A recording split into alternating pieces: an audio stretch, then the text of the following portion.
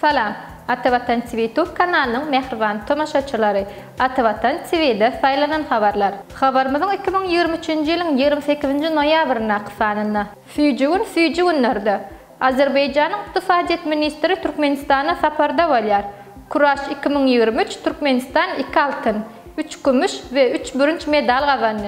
Ronaldo'nun Saudi Arabistan'da müzeyi açıldı. Hormatly tamaşaçılarımız, gelingini bolsa haberlerimize has giňişlerini geçelim. Füycügünlerde şygary özüne yaran edilen telekeçi, Sülgün Begliýewa özünün konditor önümlerini taýýarlap, halka ýetirýän kafesini açyp, dürli füýjü tagamly tortlar, füýjülükler hemde konditor önümleri bilen müşterileriniň göwnünden turmagy başarýar. Telekeçi benanymyzyň bu ugrda iş alyp barmagyna itergi beren sebepleriň biri hem halka hyzmat etmekden ibaratdyr. Ol ilki başda öz öýünde tort we beýleki füýjülükleri bişirip, hem başlany bolsa soňlugy bilen öz kafesini açyp, hyzmatynyň gerimini has we giňeltdi. Füýjülükleri bişirip başlan döwrümde özüme maksat edinip goýan zadym, çağalarymyza bermeýän zadymyzy halka hem bermerin. Şol maksatdan ugur alyp, arasy hemde ekologiýa taýdan yaramly önümlerden peýdalanyp, müşterilerimizin göwnünden turjak füýjülükleri taýýarlaýarlyp, belleyen telekeçi Sülgün Begliýewa öz kafesine hem füýjügün adyny berdi. Telekeçi benanymyz adamlaryň hemişe bir-biri bilen mähirli gatnaşyp, füýjülükli hemde füýjü günlerde gatnaşmagyny arzu edýär. Şundan ugur alyp, Sülgün Begliýewa geljekde önürýän hemde halka ýetirýän konditor önümleriniň gerimini has we giňeltmegi arzu edýär. Arasda hemde tebiği bal öndürüp, täze önümleriň döreme uğruna tagalla etmegi maksat edinýär. Füýjü günler kafesinde makaronus, kruasan, simit, bulka önümleri, kökeleriň durly görnüşleri, tartaletka, ekler, cheesecake, sütlaç, ýaly durly füýjü tagamlar bilen bir hatarda Napoleon, käşirli tort ýaly tortlaryň durly görnüşlerini tapyp bilersiňiz. Mehriban tamaşaçylarymyz, egerde doglan günleri ýa-da beýleki bayramçylyk dawaralar üçin sowgatlyk tortlaryň uly görnüşlerini füýjügün kafesinden fargat edip bilersiňiz. Tortlaryň durly ululuklarda hemde isleglere görä bezat berme hyzmaty hem bardyr. Azerbaycan'ın İqtisadiyet Ministri Türkmenistan'a saparda bolýar. Azerbaycan Respublikasynyň İqtisadiyet Ministri Mikail Jabbarov Türkmenistan'ın paýtagty Aşgabatda iş saparyna bolýar. Bu barada Azerbaycan metbuaty habar berýär. Azerbaycan'ın Ministri Mikail Jabbarov Türkmen-Azerbaycan hökümdary toparlarynyň Türkmen böleginiň ýol başçysy, Türkmenistan'ın Ministrler Kabinetiniň başlygynyň orunmasary Batyr Attaýew bilen Aşgabatda geçirilýän Agropark Türkmenistan 2023 halkara sergisine aýlanyp gördü. Sergide önümçilik innovasiyon çözgütleri görkezilýär.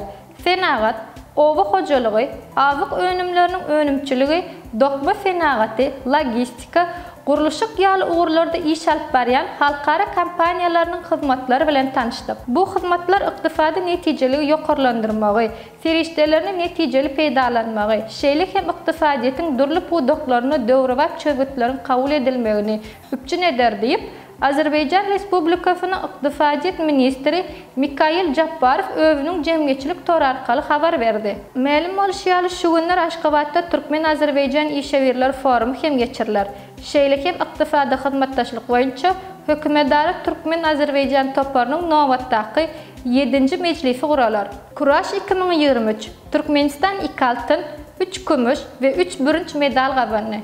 Şu gün paýtagtymyz Aşgabatda 14-nji gezek geçirilýän kuraş boýunça dünýä çempionatynyň 1-nji güni tamamlandy. Onuň dowamynda gyzykly hemde çekeleşikli tutuluşyklar geçirilip, Türkmen turganlarynyň üstünligi bilen jemlendi. Dünýäniň 53 döwletinden gelen köp sany turganlaryň ençemesi ýarışyň ilkinji güni bäsleşmek mümkinçiligine eýe boldylar. Ma'lum bolýarly ýarışyň 1-nji gününde erkekleriň arasynda 90 kg, 100 kg we çäksiz agramda ýarışlar geçirilipdir.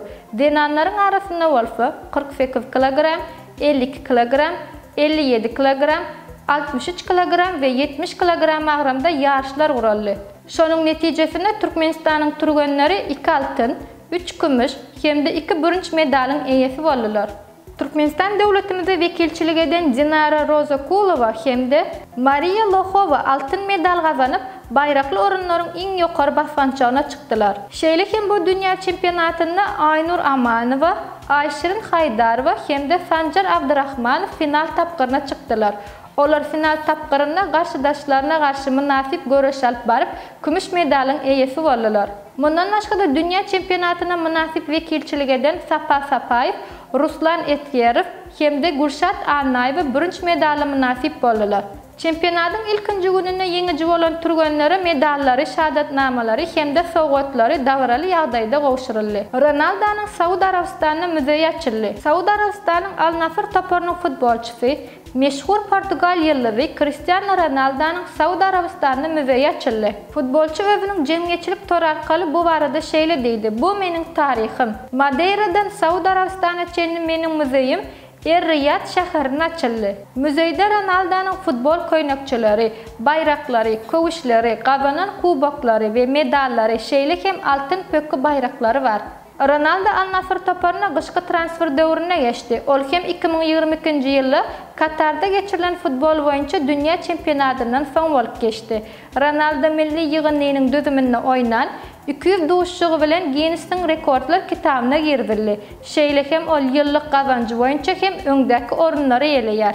Mehriban tomaşaçylarymyz, saýlanan habarlarda size ýetirmek islen habarlaryny şulardan ibaret. Şeýle hem Türkmenistan bilen Amerikanyň Birleşen Ştatlaryň ekologiýa hyzmatdaşlygy maslahatlaşyldy. Agropark Türkmenistan 2023 sergisi başlady. Ýylyň sözü hakyky. Ýaşlar intellektual ýarşa gatnaşmaga çagyrýar ýaly habarlary atawatan.turkmenistan.com saýtymyzdan okap bilersiňiz. Gepleşiklerimiziň indiki sanyna görüşýänçek hoş, sag bolun.